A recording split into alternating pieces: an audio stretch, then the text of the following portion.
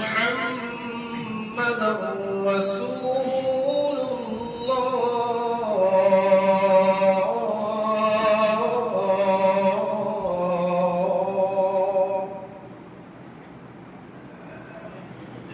حي على الصلاة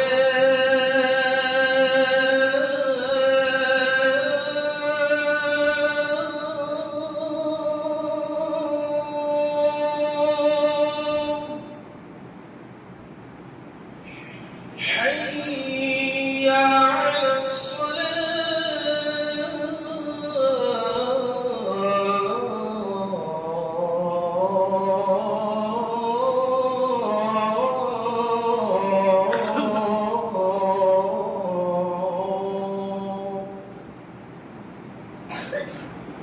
حي على الفلاح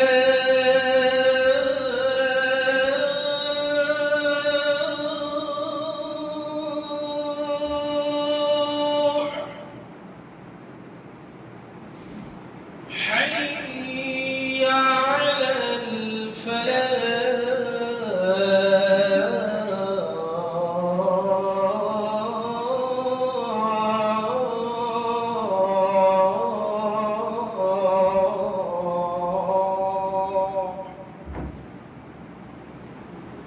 الله أكبر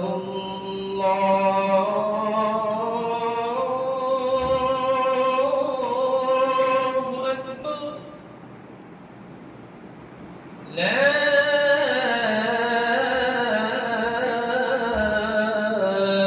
إله إلا الله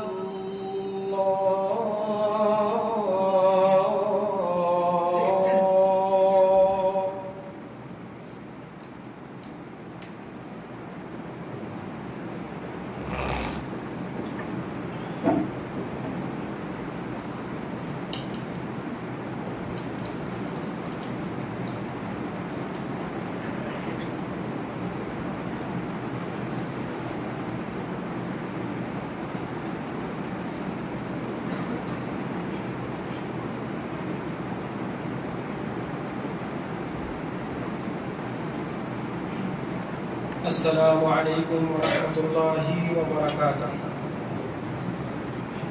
إن الحمد لله نحمده ونستعينه ونستغفره ونعوذ بالله من شرور أنفسنا وسيئات أعمالنا من يهده الله فلا مضل له ومن يضلل فلا هادي له وأشهد أن لا إله إلا الله وأشهد أن محمدا عبده ورسوله فإن خير الحديث كتاب الله وخير الهدي هدي محمد صلى الله عليه وسلم وشر الأمور محدثاتها وكل محدثة بدعة وكل بدعة ضلالة وكل ضلالة في النار. يا أيها الذين آمنوا اتقوا الله حق تقاته ولا تموتن إلا وأنتم مسلمون. يا أيها الناس اتقوا ربكم الذي خلقكم من نفس واحدة وخلق منها زوجها وبث منهما رجالا كثيرا ونساء واتقوا الله الذي تساءلون به والأرحام إن الله كان عليكم رقيبا. يا أيها الذين آمنوا اتقوا الله وقولوا قولا سديدا يصلح لكم أعمالكم ويغفر لكم ذنوبكم ومن يطع الله ورسوله فقد فاز فوزا عظيما. أما بعد، بسم الله الرحمن الرحيم. قاف والقرآن المجيد بل عجبوا أن جاءهم منذر منهم فقال الكافرون هذا شيء عجيب. أإذا متنا وكنا ترابا ذلك رجع بعيد قد علمنا ما تنقل تنقص الأرض منهم وعندنا كتاب حفيظ بل كذبوا بالحق لما جاءهم فهم في أمر مريج أفلم ينظروا إلى السماء فوقهم كيف بنيناها وزيناها وما لها من فروج والأرض مددناها وألقينا فيها رواسي وأنبتنا فيها من كل زوج بهيج تبصرة وذكرى لكل عبد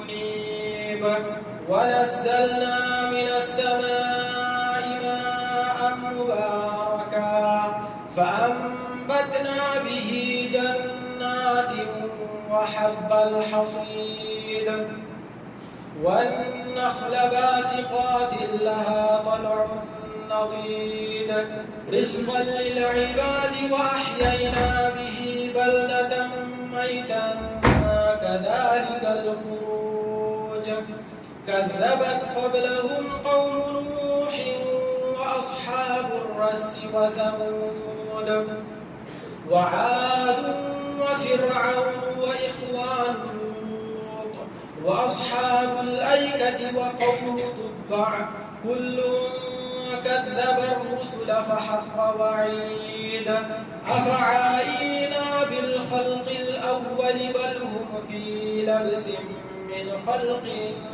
جديد সমস্ত প্রশংসা গুণগান গুণকীর্তন সে মহান রব্বুল আলামিনের জন্য যে মহান রব্বুল আলামিন মহান মহিয়ান এবং বরিয়ান প্রশংসা সে মহান রব্বুল আলামিনের যে মহান রব্বুল আলামিন বিক্রমশালী যে মহান রব্বুল আলামিনকে কোন নিদ্রা ও তন্দ্রা স্পষ্ট করে না প্রশংসা সে মহান রব্বুল আলামিনের যে অত্যন্ত দয়াশীল দয়াবান পরম দয়ালু ও করুণাময় নিশ্চয় আল্লাহ রাব্বুল আলামিনের দয়ায় যে আল্লাহ রাব্বুল আলামিন বান্দাদেরকে সৃষ্টি করে তাদের হিদায়াতের জন্য যুগে যুগে কালে কালে নবীগণকে পাঠিয়েছেন এবং ওলামাদের দ্বারা মানুষের সংশোধন মানুষকে সংশোধন করার রাস্তা সৃষ্টি করেছেন আল্লাহ রাব্বুল আলামিন যদি চাইতেন তাহলে মানুষকে সৃষ্টি করে হেদায়েত না দিয়েই মানুষ যারা ভুল করত তাদেরকে জাহান্নামে আর যারা সঠিক পথে চলতো তাদেরকে জান্নাতে দিয়ে দিত আল্লাহ রাব্বুল আলামিনকে বাধা দেওয়ার মতো কেউ ছিল না আল্লাহ রাব্বুল আলামিনকে প্রশ্নকারী কেউ ছিল না লা ইউসআলু আম্মা ইয়াফআলু ওয়া হুম ইউসআলুন আল্লাহ রাব্বুল আলামিন তার সৃষ্টি জগৎকে নিয়ে এই পৃথিবীর বুকে আল্লাহ রাব্বুল আলামিনের যত সৃষ্টি রয়েছে এই সৃষ্টি সম্পর্কে আল্লাহ রাব্বুল আলামিন যা কিছু করবে আল্লাহ রাব্বুল আলামিনকে প্রশ্ন করার মতো ক্ষমতা কারোর নেই আল্লাহ রাব্বুল আলামিনকে প্রশ্ন করার কেউ ক্ষমতা রাখে না ওয়াহুম ইউসআলুন বরং আল্লাহ রাব্বুল আলামিন মানুষকে জিজ্ঞাসা করবেন জিন জাতিকে জিজ্ঞাসা করবেন এই পৃথিবীর বুকে তোমরা কি করেছিলে তো আল্লাহ রাব্বুল আলামিনের দয়া আল্লাহ রাব্বুল আলামিনের করুণা এবং আল্লাহ রাব্বুল আলামিনের অশেষ দয়ায় যে আল্লাহ রাব্বুল আলামিন মানুষকে সৃষ্টি করে তাদের হেদায়েতের ব্যবস্থা করে দিয়েছেন তাদের নেকির রাস্তা সৃষ্টি করে দিয়েছেন আল্লাহ রাব্বুল আলামিন নেকির জন্য যেমন আমাদের পার্থিব জীবনে সব জিনিসের একটি করে মৌসুম হয় ক্রয় বিক্রয়ের একটি মৌসুম আছে তেমনি ভাবে আল্লাহ রাব্বুল আলামিন নেকি অর্জন করার জন্য বান্দাদের লাভের জন্য বান্দাদের প্রতি নিজের দয়াকে সাবিত করার জন্য আল্লাহ রাব্বুল আলামিন কিছু মৌসুম কিছু যুগ কিছু সময় কিছু সপ্তাহ কিছু দিন কিছু রাত বানিয়েছেন যাতে করে বান্দা কিছু কম আমলেই আল্লাহ রাব্বুল আলামিনের সন্তুষ্টি অর্জন করতে পারে যেমন আল্লাহ রাব্বুল আলামিন নেকি অর্জন করার জন্য রমজান মাস সৃষ্টি করেছেন যাতে করে বান্দারা আল্লাহ রাব্বুল আলামিনের নৈকট্য অর্জন করতে পারে। তেমনি ভাবে আল্লাহ রাব্বুল আলামিন জুমার দিন বানিয়েছেন যাতে করে এই জুমার দিনে অল্প ইবাদতের মাধ্যমে আল্লাহ রাব্বুল আলামিনের নৈকট্য অর্জন করা যেতে পারে। এই জুমার দিনে এমন একটি মুহূর্ত রেখেছেন যে মুহূর্তে যদি বান্দা আল্লাহ রাব্বুল আলামিনের দরবারে হাজির হয়, আল্লাহ রাব্বুল আলামিনের কাছে দোয়া করে, তাহলে আল্লাহ রাব্বুল আলামিন তাকে ফেরত করেন না। তেমনি ভাবে আল্লাহ রাব্বুল আলামিন আশরে জিলহিজ্জাকে বানিয়েছেন মানুষের ইবাদত করার জন্য, যাতে করে মানুষ বেশি বেশি করে ইবাদত করতে পারে। সম্মানিত উপস্থিতি, যে দিনগুলো অতিবাহিত হচ্ছে, যে দিনগুলো পেরিয়ে চলেছে, সেই দিনগুলো হচ্ছে জিলহিজ্জা মাসের প্রথম দশক।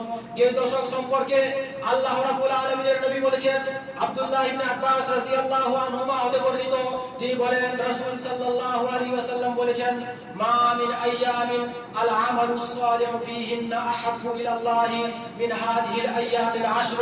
ক্বালু ওয়ালাল জিহাদ, ক্বালু ইয়া রাসূলুল্লাহ ওয়ালাল জিহাদ ফী সাবিলিল্লাহ। ক্বালা ওয়ালাল জিহাদ ফী সাবিলিল্লাহ ইল্লা রাজুলুন খারাজা বিনাফসিহি ওয়া মালিহি ওয়া লাম ইয়ারজি' মিন যালিকা বিশাইইন। আখরাজাহু মুসলিম।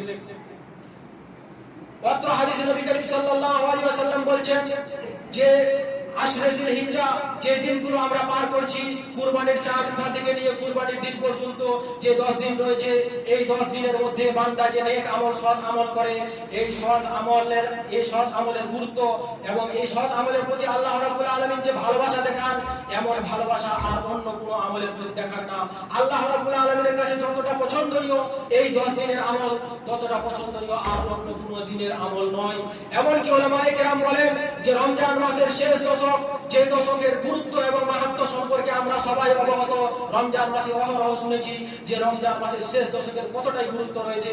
উলামায়ে কেরাম বলেন যে সেই শেষ দশকের চাইতেও অতি উত্তম হচ্ছে এই 10 দিন। কিন্তু রমজান মাসের শেষ দশকের যে রাতগুলো রয়েছে, সেই রাতগুলো বেশি উত্তম। কিন্তু রমজান মাসের যে শেষ দশকের দিন রয়েছে, সেই দিন থেকে অতীব গুরুত্বপূর্ণ এই দিন, যে দিনগুলোকে আমরা অতিবাহিত করছি। কিন্তু দুঃখের বিষয় যে আমরা এত গুরুত্বপূর্ণ দিন অতিবাহিত করছি, কিন্তু আমাদের জীবনে কোনো পরিবর্তন আসেনি। আমরা নেকির দিকে অগ্রগামী হইনি, আমরা নামাজের দিকে অগ্রগামী হইনি, আমরা সাদাকা এবং খায়রাতের দিকে অগ্রগামী হইনি, আমরা ভালো কাজের দিকে অগ্রগামী হইনি, আমরা খারাপ কাজকে পরিত্যাগ করার দিকে অগ্রগামী হইনি।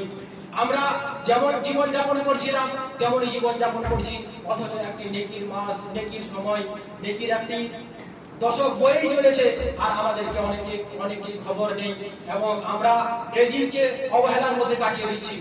এই দিনগুলোতে আল্লাহ রাব্বুল আলামিনের সন্তুষ্টি অর্জনের জন্য যা কিছু করা যেতে পারে, তার মধ্যে অন্যতম হচ্ছে রোজা রাখা।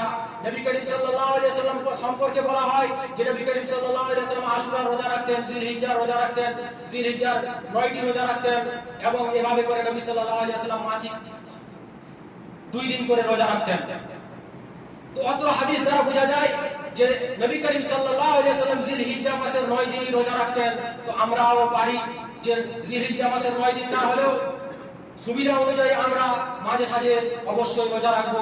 তার কারণ এই মাসে আল্লাহ রাব্বুল আলামিনের কাছে সৎ আমলের অনেক গুরুত্ব রয়েছে।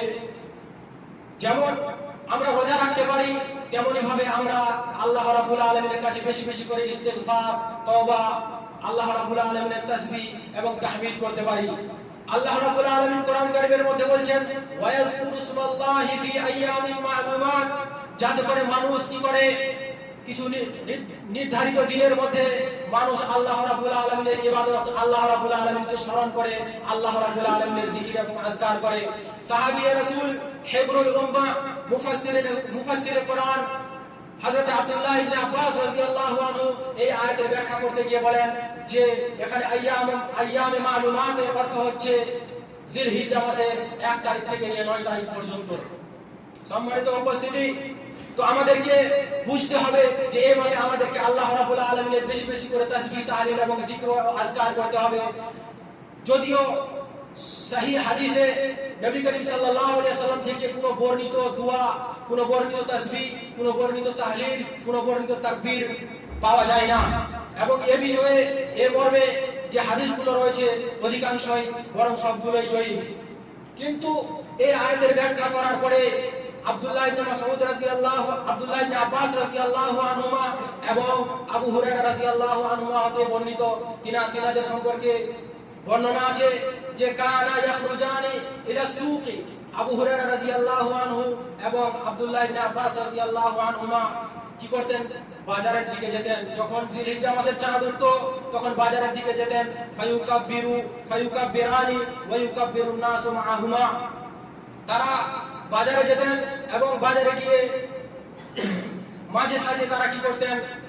তাকবীর পড়তেন, আল্লাহু আকবার পড়তেন এবং মানুষও তার সঙ্গে সঙ্গে আল্লাহু আকবার পড়তেন।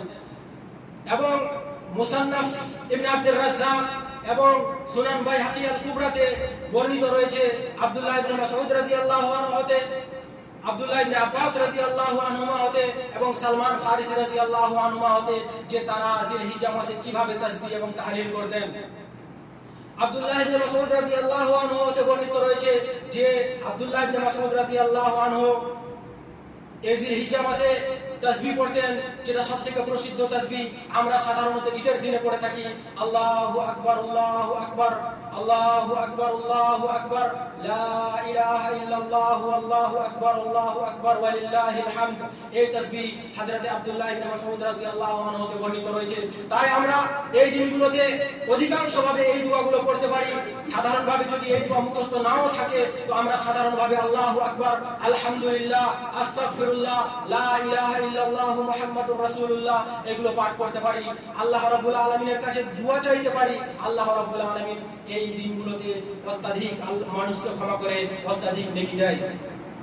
উপস্থিতি, এই দিনগুলোতে যেমন বললাম যে রোজা রাখা যেতে পারে। হযরতে জুবাইর ইবনে মুতঈম রাদিয়াল্লাহু আনহু হতে বর্ণিত, তিনি বলেন যে রাসূল সাল্লাল্লাহু আলাইহি ওয়াসাল্লাম, আবু কাতাদা আনসারী রাদিয়াল্লাহু আনহু হতে বর্ণিত, তিনি বলেন যে এক ব্যক্তি নবী করিম সাল্লাল্লাহু আলাইহি ওয়াসাল্লামকে এসে জিজ্ঞাসা করলো, আরাআইতা সিয়ামা ইয়াউমি আরাফা, হে আল্লাহর রাসূল, ইয়াউমে আরাফার দিনের রোজা সম্পর্কে আপনার কি মতামত? রোজা রাখবো কি রাখবো না?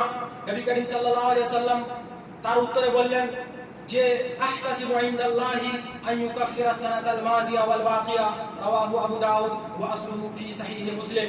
অর্থাৎ নবী করিম সাল্লাল্লাহু আলাইহি ওয়াসাল্লামকে সে ব্যক্তি এসে জিজ্ঞাসা করলেন যে আপনার কি মতামত? এই দিনে আমি রোজা রাখলে কেমন নেকি পাবো? রোজা রাখবো কি রাখবো না? রোজা রাখার গুরুত্ব কত রয়েছে, মাহাত্ম্য কত রয়েছে? নবী করিম সাল্লাল্লাহু আলাইহি ওয়াসাল্লাম সেই সাহাবীকে জবাব দিয়ে বলছেন যে আহতাসিবু ইনদাল্লাহি আন ইউকাফিরা সানাতাল মাযিয়া ওয়াল বাকিয়া, আরাফার দিনে যদি তুমি রোজা রাখো তাহলে আমি আল্লাহর কাছে অত্যন্তভাবে আশাবাদী যে আল্লাহ রাব্বুল আলামিন তোমার বিগত যুগের বিগত 1 বছরের গুনাহ এবং আগামী 1 বছরের গুনাহ maaf করে দেবেন। অত্র হাদিস দ্বারা বোঝা যায় যে আল্লাহ রাব্বুল আলামিন 1 বছরের বিগত 1 বছরের এবং সামনের 1 বছরের গুনাহ maaf করে দেবেন যদি কেউ কোনো ব্যক্তি শুধুমাত্র আল্লাহর সন্তুষ্টি অর্জনের কারণে, আল্লাহ রাব্বুল আলামিনের সন্তুষ্টি অর্জন করার জন্য কেউ যদি আরাফার দিনে রোজা রাখে।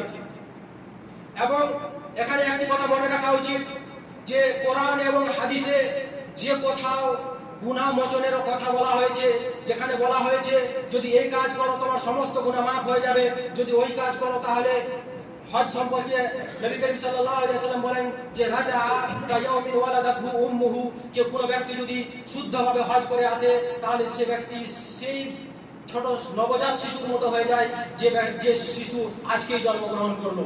তো যেমন একজন নবজাত শিশু নিষ্পাপ হয়ে যায়, তেমনি ভাবে একজন হজ যে ব্যক্তি শুদ্ধভাবে হজ করে এলো সে ব্যক্তি নিষ্পাপ হয়ে যায়। এমন ভাবে হাদিস ও কোরআনে যত জায়গায় গুনাহ মোচন হওয়ার কথা বলা হয়েছে সেই গুনাহগুলো হচ্ছে সাগীরা গুনাহ। মনে রাখতে হবে যে কাবিরা গুনাহ কোনোদিন তওবা ছাড়া maaf হয় না, এবং যদি কোনো গুনাহ বান্দার সঙ্গে জড়িত হয় তাহলে যতক্ষণ পর্যন্ত বান্দার সঙ্গে সেই গুনাহ সেই জিনিস নিয়ে আপনি তার সঙ্গে কথাটা বলছেন, যতক্ষণ পর্যন্ত ওই বান্দা আপনাকে ক্ষমা না করে দিচ্ছে আল্লাহ রাব্বুল আলামিন আপনাকে ক্ষমা করবে না। তাই কোরআন ও হাদিসে যতগুলো গুনাহ ক্ষমা হওয়ার কথা হলো সেগুলো হচ্ছে সাগীরা গুনাহ। তো যতগুলো আমরা চলতে ফিরতে জেনে অজানায় যতগুলো সাগীরা গুনাহ করেছি, যদি আরাফার দিনের এই রোজা আমরা রাখি তাহলে আল্লাহ রাব্বুল আলামিন আমাদের এই গুনাহগুলোকে অবশ্যই ক্ষমা করে দিবেন। নবী করিম সাল্লাল্লাহু আলাইহি ওয়াসাল্লাম বলেন যে আহতাসিবু ইনদাল্লাহ, আমি আল্লাহ রাব্বুল আলামিনের কাছে অত্যন্তভাবে আশাবাদী। যেমন রোজা রাখা যেতে পারে, তাসবিহ ও তাহলিল করা যেতে পারে, তেমনি ভাবে এই দিনগুলোতে একটি কাজ থেকে বিরত থাকা যেতে পারে। উম্মুল মুমিনিন আম্মা উম্মে সালামা রাদিয়াল্লাহু আনহা বর্ণনা করেন যে নবী করিম সাল্লাল্লাহু আলাইহি ওয়াসাল্লাম বলেছেন ইজা রাআইতুম হিলাল যিলহিজ্জা, যখন তোমরা যিলহিজ্জা মাসের চাঁদ দেখবে, ওয়া আরাদা আহাদুকুম আন ইউযাহিয়া, যখন তোমাদের মধ্যে যিলহিজ্জা মাস দেখা চাঁদ যিলহিজ্জা মাসের চাঁদ দেখার পরে যখন তোমরা কুরবানি করার ইচ্ছা করবে, ফালইউমসিক আন শা'রিহি ওয়া আজফারিহি, তার জন্য এটা মুস্তাহাব এবং ভালো কাজ যে সে তার নখ এবং চুল ইত্যাদি কাটা থেকে বিরত থাকবে। তাই আমরা যেমন তাসবিহ ও তাহলিল করব, যেমন রোজা রাখবো, যেমন সাদাকা ও খায়রাত করব, ভালো কাজের দিকে অগ্রগামী হব, খারাপ কাজকে পরিত্যাগ করার চেষ্টা করব এই দিনগুলোতে বেশি বেশি করে, তেমনি ভাবে আমরা নখ ও চুল ইত্যাদি কাটা থেকে বিরত থাকব। এটি হচ্ছে নেকির কাজ। অনেক মানুষের ভুল ধারণা রয়েছে যে কুরবানি তো করছেন আমার বাবা, কুরবানির টাকা খরচা করছেন আমার বাবা, আমার ভাই, আমার দাদা, কুরবানি তো আমি করছি না। তাই এই হাদিসটা, যে হাদিসে বলা হয়েছে যে তোমাদের মধ্যে যদি কেউ যিলহিজ্জা মাসের চাঁদ দেখে এবং কুরবানি করতে ইচ্ছা করে, কুরবানি তো আমি করছি না আমার বাবা করছে, তাহলে আমি নখ চুল কাটতে পারি, এমনটা না। যদি কেউ কুরবানি, তার বাবা যদি কুরবানি করে, তার গার্জিয়ান যদি কুরবানি করে, তার দাদা যদি বাড়ির মালিক হিসেবে কুরবানি করে, তাহলে সে ব্যক্তি যদি তার ভাইয়ের দিক থেকে বা তার বাবার দিক থেকে কুরবানি হওয়ার কারণে যে নেকিতে ও শামিল হচ্ছে, তার থেকেও যদি সে কি করে নখ ও চুল কাটা থেকে বিরত থাকে, এই হাদিসের প্রতি আমল করে, ইনশাআল্লাহ তাআলা সে সেই নেকিতে হকদার হবে। এগুলো হচ্ছে যিলহিজ্জা মাসের কতিপয় আমল যেগুলো আমরা করতে পারি। এই যিলহিজ্জা মাসের প্রথম দশকের বৃহত্তম আমলের মধ্যে থেকে একটি ইসলামের রুকন হচ্ছে হজ। আমরা জানি যে ইসলামে হজের কতটা গুরুত্ব রয়েছে। ইসলামের যে 5টি স্তম্ভ রয়েছে, যে স্তম্ভ ছাড়া ইসলাম দাঁড়িয়ে একজন ব্যক্তির ইসলাম ও ঈমান ঠিক থাকতে পারে না, তার মধ্যে থেকে একটি অন্যতম রুকন হচ্ছে হজ। এই হজ যদি কোনো সক্ষম ব্যক্তি হজকে যদি ছেড়ে দেয়, তাহলে কিয়ামতের দিনে আল্লাহ রাব্বুল আলামিনের দরবারে সে তার নাকিস এবং অপরিপূর্ণ ঈমান নিয়ে হাজির হবে। তাই এ মাসে যে হজের গুরুত্ব রয়েছে, এ মাসে যে হজ রয়েছে, যারা সক্ষম ব্যক্তি ছিলেন, যারা সক্ষম ব্যক্তি আছেন, যারা এখনো পর্যন্ত হজের আশা মনে নিয়ে আসেননি, হজ করবেন বলে ভাবেননি, আল্লাহ রাব্বুল আলামিন সক্ষম বানিয়েছেন, আল্লাহ রাব্বুল আলামিন টাকা পয়সা দিয়েছেন, অবশ্যই আমরা হজ ও উমরার দিকে অগ্রগামী হব।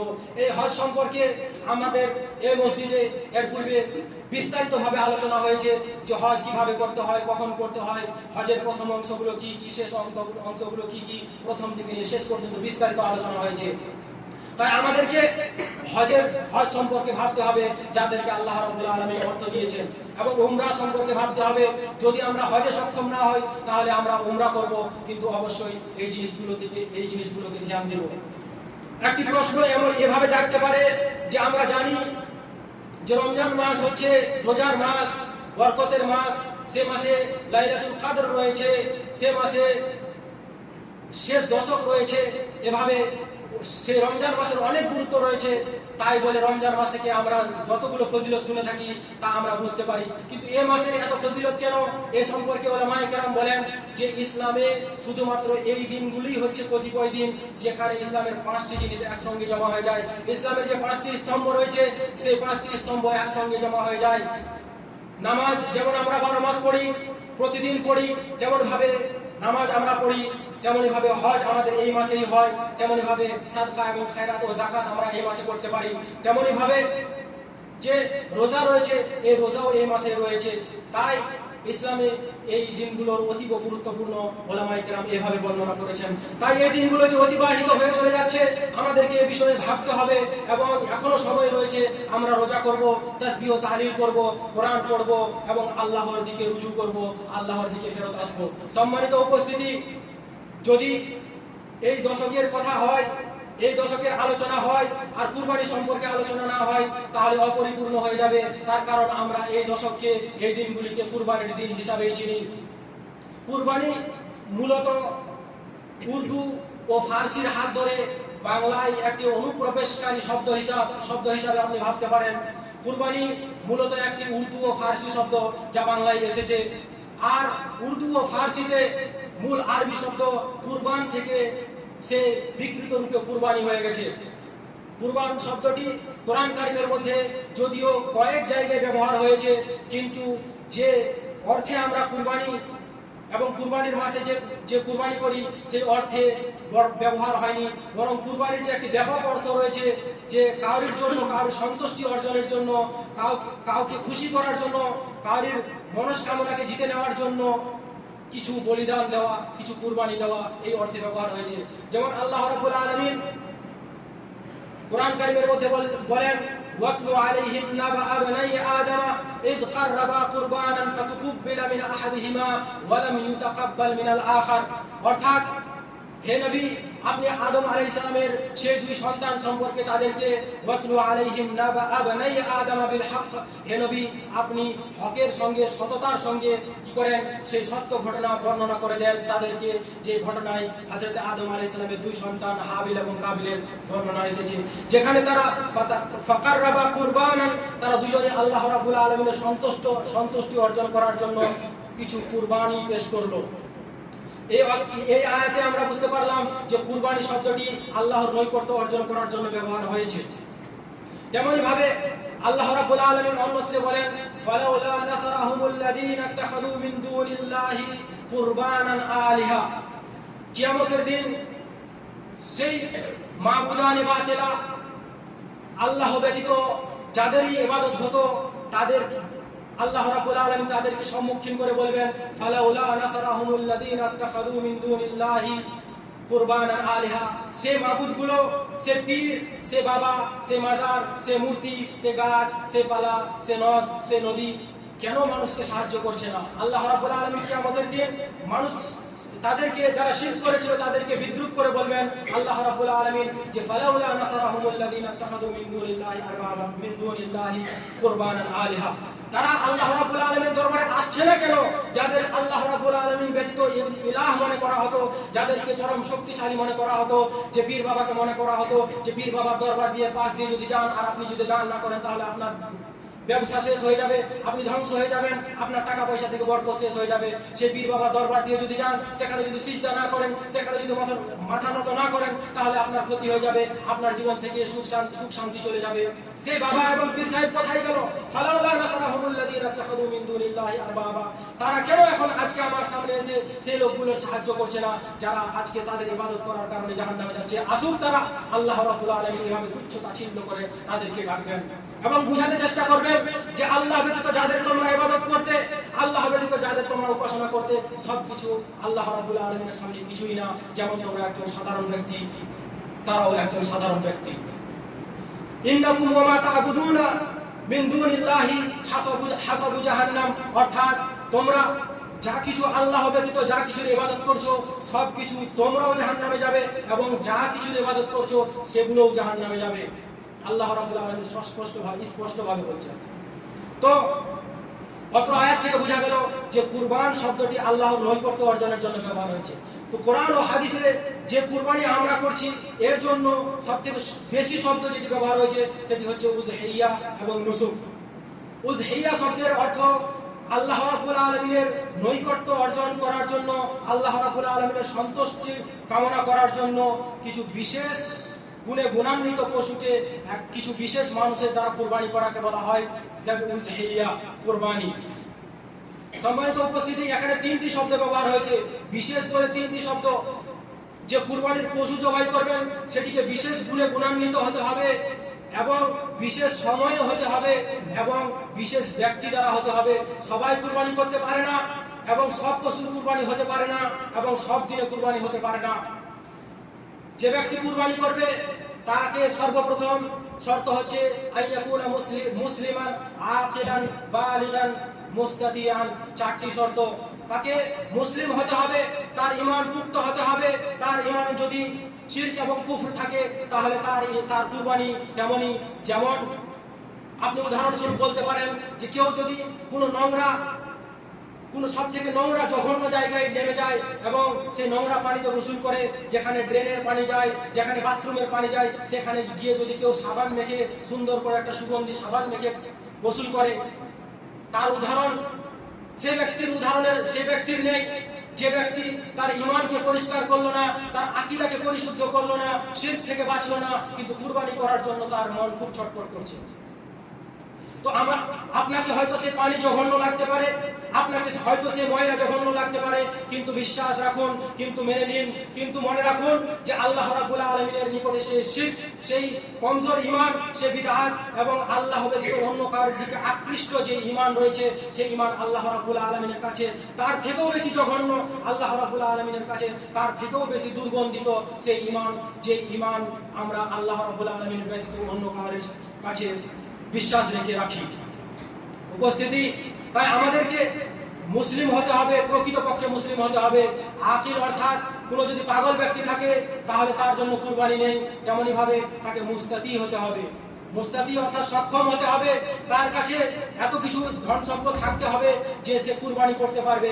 যদিও কোরআন ও হাদিসে কোন ব্যক্তি সক্ষম এবং কোন ব্যক্তি অক্ষম কুরবানির জন্য এর বিশেষ করে বর্ণনা নেই, কিন্তু ফুকাহায়ে কেরাম বলেন যে ব্যক্তি কুরবানির জন্য পশু কেনার পরে তার বাড়িতে এতগুলো টাকা পয়সা থাকবে যে সে কয়েকদিন খাবার দাবার খেতে পারবে, তার বাড়িতে চুলা বন্ধ হয়ে যাবে না। কোনো যদি ব্যক্তি গরিব হয়, দুঃখী হয়, অভাবী হয়, আর তা সত্ত্বেও যদি সে কুরবানি করে, তার জন্য কুরবানি করা বৈধই নয়।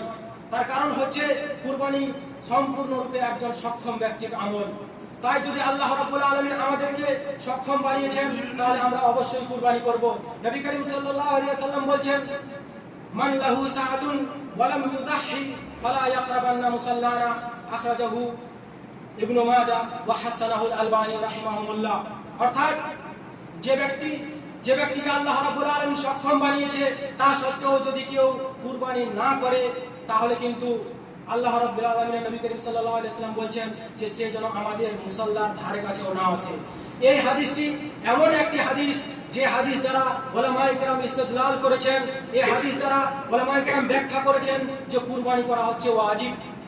যদিও ভুল মতামত, কিন্তু এই হাদিস থেকে বোঝা যাচ্ছে যে কুরবানি কতটা গুরুত্বপূর্ণ জিনিস। এই হাদিস থেকে কুরবানির গুরুত্ব এবং মাহাত্ম্য বোঝা যাচ্ছে যে যদি কেউ সক্ষম হওয়া সত্ত্বেও কুরবানি না করে, নবী করিম সাল্লাল্লাহু আলাইহি ওয়াসাল্লাম বলেছেন সে যেন আমাদের ঈদগাহে না আসে। তো বোঝা গেল যে আল্লাহ রাব্বুল আলামিন যদি আমাদেরকে সক্ষম বানিয়েছেন তাহলে আমরা অবশ্যই কুরবানি করব। কুরবানির পশু কেমন হতে হবে, কুরবানি কে করবে বুঝে গেলাম, কিন্তু এবার দ্বিতীয় প্রশ্ন হচ্ছে যে কুরবানির পশু কেমন হতে হবে। কুরবানির পশু দুইটি সিফাত হতে হবে। সে কুরবানির পশু সুস্থ হতে হবে। নবী করিম সাল্লাল্লাহু আলাইহি ওয়াসাল্লাম বলেছেন যে এমন পশু যে পশু রোগে আক্রান্ত, যদি তার রোগ প্রকাশ্য হয় এমন ভাবে যে সে ভালোভাবে খাওয়া দাওয়া করতে পারছে না, এত দুর্বল হয়ে গেছে যে চলাফেরা করতে পারছে না, এমন তার পায়ে চোট লেগেছে, এমন ন্যাংরা হয়ে গেছে যে সে পশু চলতে পারছে না, এমন দুর্বল হয়ে গেছে তার হাড় পাথর সব বের হয়ে গেছে, এই 4 গুণে গুণান্বিত যদি পশু হয় তাহলে আপনি সেই পশু দ্বারা কুরবানি করতে পারবেন না। তারপরে সে যে পশু দ্বারা কুরবানি করতে হবে সে পশুকে প্রাপ্ত বয়স্ক হতে হবে।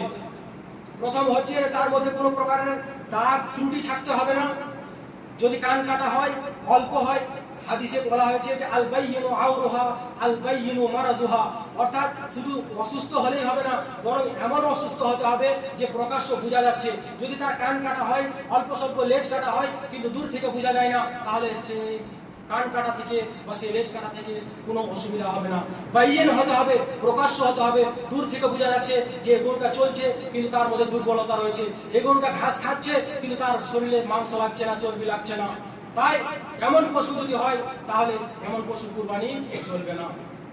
সম্মানিত উপস্থিতি, কুরবানি সম্পর্কে আলোচনা হচ্ছে, আর যদি আমরা ইব্রাহিম আলাইহিস সালামের আলোচনা না করি তাহলে বক্তব্য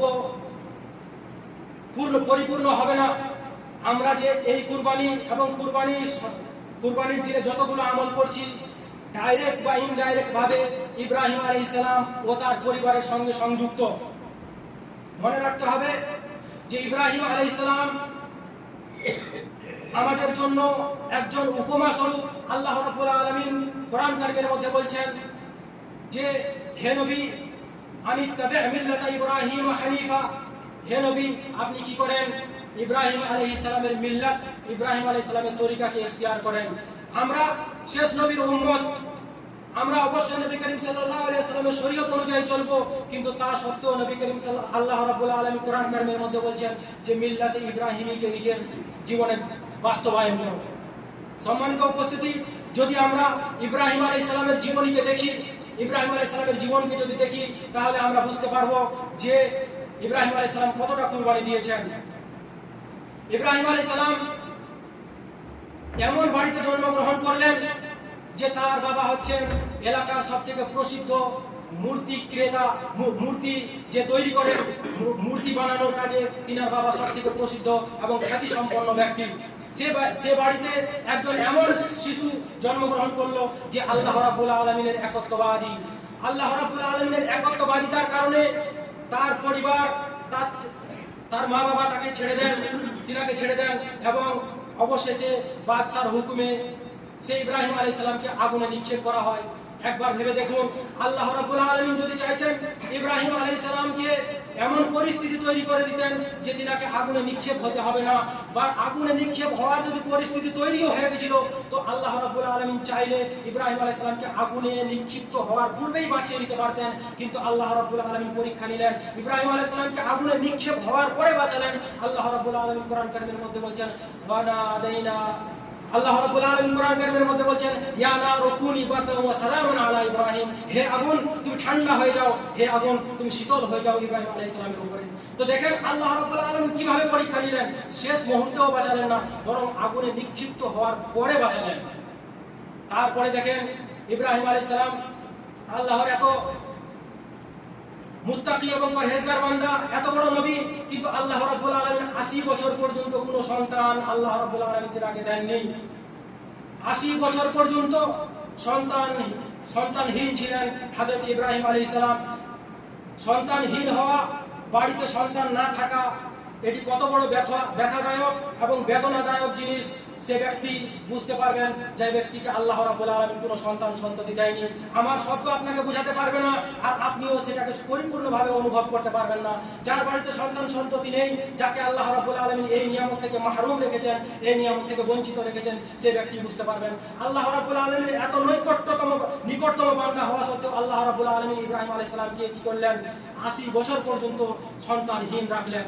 80 বছর পরেও যদি আল্লাহ রাব্বুল আলামিন ইসমাঈল আলাইহিস সালামের রূপে একটি সন্তান দান করলেন, আল্লাহ রাব্বুল আলামিন আদেশ দিয়ে দিলেন যে হে ইব্রাহিম, তুমি তোমার পরিবারকে ছেড়ে দাও, সব বাড়ি ঘরকে ছেড়ে দাও, তোমার স্ত্রী এবং সন্তানকে নিয়ে চলে যাও, হিজরত করো, নিজের এলাকা ছেড়ে দাও, নিজের বাড়ি ঘর ছেড়ে দাও, নিজের মা বাবা ছেড়ে দাও, নিজের পাড়া প্রতিবেশীকে সবাইকে ছেড়ে দাও। হিজরতের কি ব্যথা, বাড়ি থেকে দূরে থাকার কি ব্যথা, একটি ছেলেকে গিয়ে জিজ্ঞাসা করুন, বা একজন সেই মানুষকে জিজ্ঞাসা করুন যে নিজের বাড়ি থেকে দূরে থাকে, 1 মাস হয়ে গেল, 1.5 মাস হয়ে গেল, বাড়ি যাওয়ার জন্য যেন মন ছটফট করছে। বাড়িতে নিজের মা রয়েছে, বাড়িতে নিজের বাবা রয়েছে, বাড়িতে নিজের সন্ততি রয়েছে, বাড়িতে নিজের বন্ধু রয়েছে, কিন্তু এতগুলো ব্যথা এবং বেদনাকে ছেড়ে দিয়ে, এতগুলো ব্যথা এবং বেদনাকে কুরবানি দিয়ে ইব্রাহিম আলাইহিস সালামকে নিজের দেশ ছেড়ে আল্লাহ রাব্বুল আলামিনের আদেশে অন্য দেশে, অন্য এলাকায়, অন্য প্রান্তে চলে যেতে হলো। এটি একটি কুরবানি। তারপরে যখন 80 বছরের প্রবাসী সন্তান যখন একটু বড় হলো, তখন আল্লাহ রাব্বুল আলামিনের আদেশে কি হলো, যে হে নবী, আপনি কি করেন, আপনার সন্তানকে এবং আপনার স্ত্রীকে সেই মক্কার মরুভূমিতে রেখে চলে আসেন।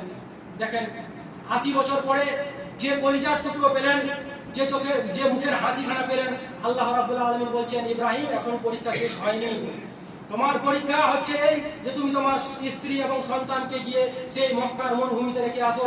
তখন আল্লাহ রাব্বুল আলামিনের আদেশে নিজের ইচ্ছাকে কুরবানি করে দিলেন এবং নিজের স্ত্রী এবং সেই 80 বছর বয়সে পাওয়া সন্তানকে সেই মক্কার মরুভূমিতে রেখে চলে এলেন। কিন্তু বাবার মন, একজন স্বামীর মন ব্যথায় ব্যথিত। আল্লাহ রাব্বুল আলামিনের দরবারে দোয়া করে বলছেন, হে আল্লাহ রাব্বুল আলামিন, ইন্নী আসকান্তু, হে আল্লাহ রাব্বুল আলামিন, আমি আমার সন্তান এবং সন্ততিকে কি করেছি, তোমার এই মরুভূমি এলাকা, এই মক্কার এলাকা, যেখানে কোনো খাবার নেই, যেখানে কোনো খাবার দাবারের ব্যবস্থা নেই, খাবার দাবারের ব্যবস্থা তো দূরের কথা, পানীয় জলের ব্যবস্থা নেই, তোমার আদেশ তাই আমি ছেড়ে চলে যাচ্ছি, এদের তুমি রক্ষা করবে হে মহান রব্বুল আলামিন। এ বলে ইব্রাহিম আলাইহিস সালাম তাদেরকে ছেড়ে চলে যান। দেখেন কত বড় কুরবানি। তারপরে যখন ছেলে তা সত্ত্বেও বড় হলো, যখন ছেলে বড় হয়ে গেল, একটু বড় হয়ে গেল, দৌড়াদৌড়ি করতে লাগলো, তখন আল্লাহ রাব্বুল আলামিন ইব্রাহিম আলাইহিস সালামকে ডেকে বলছেন, ইব্রাহিম, তোমার পরীক্ষা শেষ হয়নি এখনো, তোমার পরীক্ষা কেবল শুরু হয়েছিল। এবার তোমার যে কলিজার টুকরো পেয়েছিলে তুমি, সেই কলিজার টুকরোকে আমার জন্য, আমার সন্তুষ্টি অর্জনের জন্য তুমি কুরবানি করে দাও। নিয়ে যাও তোমার সন্তানকে এবং আমার সন্তুষ্টি অর্জনের জন্য কুরবানি করে দাও।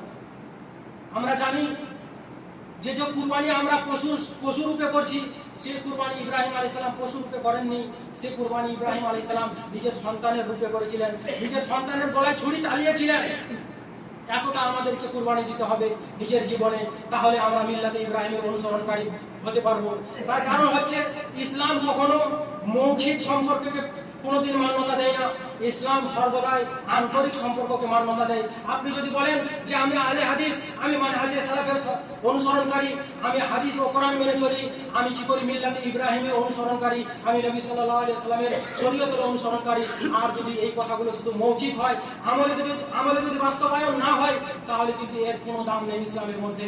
তাই আমাদেরকে নিজের জীবনে এই আমলগুলিকে বাস্তবায়ন করে দেখাতে হবে, নিজের জীবনে কুরবানি দিতে হবে, নিজের জীবনে সর্বদা আল্লাহর ইচ্ছার সামনে নিজের ইচ্ছাকে কুরবানি করে দিতে হবে। তাহলে প্রকৃতপক্ষে আমরা মিল্লাতে ইব্রাহিমের অনুসরণকারী হতে পারবো। সম্মানিত উপস্থিতি, যেমন আমরা কুরবানি দিতে পারি, যে আমাদের জীবনে অনেক সময় এমন আসে যে আমাদেরকে আল্লাহর সন্তুষ্টির জন্য অনেক কিছু ছেড়ে দিতে হয়। মা বাবা বলছেন, যদিও মা বাবা ভুল বলছেন, কিন্তু আমরা মা বাবার সম্মানার্থে কোনো জিনিসকে মেনে নেই। স্ত্রী কোনো কথা বলছেন কিন্তু ভুল বলছেন, তা সত্ত্বেও আমরা মেনে নেই। তার কারণ হচ্ছে এই বাহ্যিক যে আমাদের সমাজ রয়েছে, এই সমাজে আমাদেরকে সম্পর্ককে বজায় রাখতে হবে। যদি এই বাহ্যিক সমাজের সম্পর্ককে বজায় রাখার জন্য যদি আপনাকে আমাকে কুরবানি দিতে হয়, তাদের খারাপ কথাকে, তাদের অসহ্যকর কথাকে, তাদের অপ্রিয় কথাকে যদি আপনি হজম করে নিতে পারেন, নিজে সহ্য করে নিতে পারেন, নিজে মেনে নিতে পারেন, এইভাবে যদি আপনি কুরবানি দিতে পারেন, তাহলে আপনাকে এবং আমাকে আল্লাহ রাব্বুল আলামিনের সঙ্গে যে আমাদের সম্পর্ক রয়েছে, এই সম্পর্কটাকে বজায় রাখার জন্য কতটা এবং কি লেভেলে কুরবানি দিতে হবে, এই জিনিসটা আমাদেরকে বুঝতে হবে। আমাদের জীবনে ইব্রাহিম আলাইহিস সালামের জীবনকে আমাদের জীবনে নিয়ে আসতে হবে।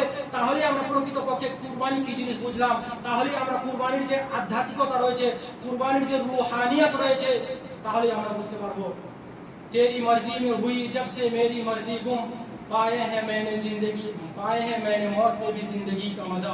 অর্থাৎ যখন থেকে আমার ইচ্ছা, যখন থেকে আমার আবেগ, যখন থেকে আমার বাহ্যিক জীবনের যে স্ট্যাটাস রয়েছে, সম্মান রয়েছে, এই সম্মান, এই স্ট্যাটাস, এই ইচ্ছা, এই আবেগ সবকিছুকে আল্লাহ রাব্বুল আলামিনের জন্য করে দিয়েছি, তখন থেকে আমি আমার মৃত্যুকেও জীবনের মজা হিসাবে দেখেছি। তো বোঝা গেল যে আমাদেরকে নিজের জীবনে ইব্রাহিম আলাইহিস সালামের জীবনকে বাস্তবায়িত করতে হবে। তারপরে একটি জিনিস ভেবে দেখুন, আর দুইটি পয়েন্ট বলে আমি আমার বক্তব্য শেষ করছি। প্রথম পয়েন্ট হচ্ছে যে আমরা আমাদের জীবনে এমন সময় আসছে যে সময়ে আমরা কুরবানি দিতে বাধ্য হয়ে যাচ্ছি, অথচ একবার ভেবে দেখুন যে আল্লাহ রাব্বুল আলামিন যা কিছু দিয়েছেন, আল্লাহ রাব্বুল আলামিনের, আপনি এবং আমি যা কিছু অর্জন করেছি সব কার দেওয়া? আল্লাহ রাব্বুল আলামিনের দেওয়া।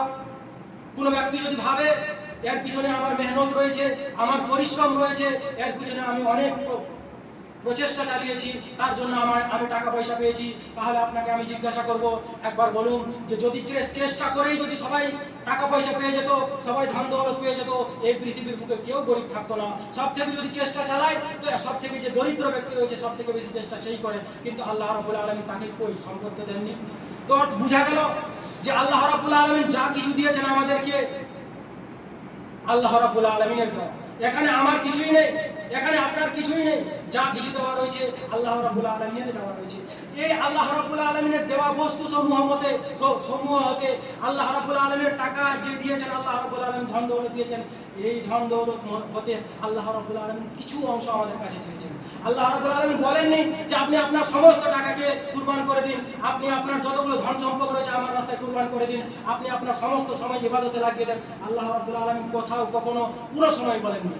আল্লাহ রাব্বুল আলামিন বলছেন কিঞ্চিত সময়, কিঞ্চিত টাকা, কিছু পরিমাণ টাকা আমার রাস্তায় কুরবানি করো। আল্লাহ রাব্বুল আলামিনের দেওয়া টাকা, কিছু টাকা দিচ্ছেন, কিন্তু আল্লাহ রাব্বুল আলামিনের সন্তুষ্টি অর্জনের জন্য দিচ্ছেন, আপনার নেকির জন্য দিচ্ছেন। এখানে আল্লাহ রাব্বুল আলামিনের কোনো লাভ নেই। আমরা যদি সবাই কুরবানি করি, তো এতে আল্লাহ রাব্বুল আলামিনের কোনো লাভ হবে না, আপনার লাভ হবে, আমার লাভ হবে, আল্লাহ রাব্বুল আলামিনের এখানে কোনো লাভ নেই। আল্লাহ রাব্বুল আলামিনের নবী হাদিসে কুদসিতে বলছেন, নবী করিম সাল্লাল্লাহু আলাইহি ওয়াসাল্লাম বলেন, যে আল্লাহ রাব্বুল আলামিন বলেছেন, ইয়া ইবাদি লাউ আন্না আউওয়ালাকুম ওয়া আখিরাকুম জিন্নাকুম ওয়া ইনসাকুম কানু আলা আত্কা কলবি রাজুলিন ওয়াহিদিন মিনকুম মা যাদা যালিকা মিন মুলকি শাইআ। হে বান্দা, হে আমার বান্দারা বান্দিরা, তোমরা শুনে রাখো, যদি তোমরা সবাই কি হয়ে যাও, সব থেকে যে উত্তম ব্যক্তি রয়েছে, সবাই যদি মুত্তাকি এবং পরহেজগার হয়ে যাও, সবাই যদি গুনাহ ছেড়ে যাও, সবাই যদি পাপ কাজ ছেড়ে যাও, সবাই নেকি আর নেকিতে সবাই যদি অগ্রগামী হয়ে যাও, তাহলে আল্লাহ রাব্বুল আলামিন বলছেন যে মা যাদা যালিকা মিন মুলকি শাইআ, আমার রাজত্বে তোমাদের নেকির কারণে আমার রাজত্ব কোনোদিন বেড়ে যাবে না। তেমনই ভাবে যদি তোমরা ইয়া ইবাদি লাউ আন্না আউওয়ালাকুম ওয়া আখিরাকুম, তোমাদের প্রথম যুগের মানুষ থেকে নিয়ে পৃথিবীর প্রথম সৃষ্টি থেকে নিয়ে শেষ সৃষ্টি পর্যন্ত মানুষ এবং জিন যদি সবাই যদি ফাসিক ও ফাজির হয়ে যায়, সবাই যদি কাফের হয়ে যায়, সবাই যদি আল্লাহ দ্রোহী হয়ে যায়, সবাই যদি রাসূলের শরীয়ত দ্রোহী হয়ে যায়, তবুও আল্লাহ রাব্বুল আলামিন বলছেন মা নাকাসা যালিকা মিন মুলকি শাইআ, আমার রাজত্বে তোমাদের দ্রোহের কারণে, তোমাদের বিদ্রোহের কারণে আমার রাজত্বে কোনো কমি এবং কোনো খামতি আসবে না। তো বোঝা গেল যে আমরা যা কিছু করছি আমাদের জন্য করছি। ইন আহসানতুম আহসানতুম লিআনফুসিকুম ওয়া ইন আসাতুম ফালাহা, যদি তোমরা ভালো কাজ করো তো নিজের জন্য করছো, আর যদি খারাপ কাজ করো, মন্দ কাজ করছো, তাহলে তার পরিণামও তোমাকে ভোগ করতে হবে। তাই আমাদেরকে নিজের জীবনে কুরবানি দিতে শিখতে হবে এবং ইব্রাহিম আলাইহিস সালামের জীবনীকে আমাদের জীবনে বাস্তবায়ন করার চেষ্টা করতে হবে।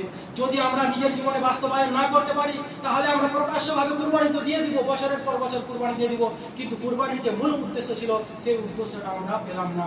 আমাদেরকে আমাদের ইচ্ছা এবং আবেগকে আল্লাহ রাব্বুল আলামিনের দরবারে কুরবান করতে হবে, তাহলেই প্রকৃত কুরবানি হলো। এটাই আসল কুরবানি, ইব্রাহিম আলাইহিস সালামের এটাই হচ্ছে আসল মিল্লাত।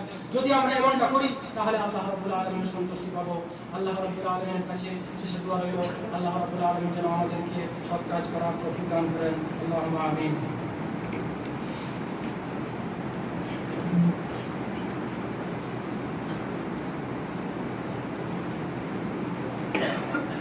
আলহামদুলিল্লাহ ওয়াসসালাতু ওয়াসসালামু আলা রাসূলিল্লাহ, আম্মা বা'দ। আউযু বিল্লাহি মিনাশ শাইতানির রাজীম। বিসমিল্লাহির রাহমানির রহিম।